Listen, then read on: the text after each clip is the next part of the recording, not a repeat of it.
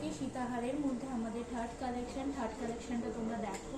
খুব সুন্দর মিনের মধ্যে কিন্তু অল ওভার কাজ করা এই সীতাহারটিকে দেখো কতটা সুন্দর লাগছে।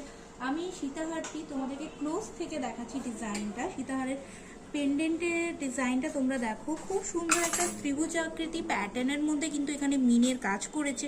দেখো কতটা সুন্দর লাগছে, একটা গর্জিয়াস মেরুন শেপের ওপরে কিন্তু এখানে পুরোটাই দেখতে যথেষ্ট সুন্দর লাগছে সীতাহারটিকে।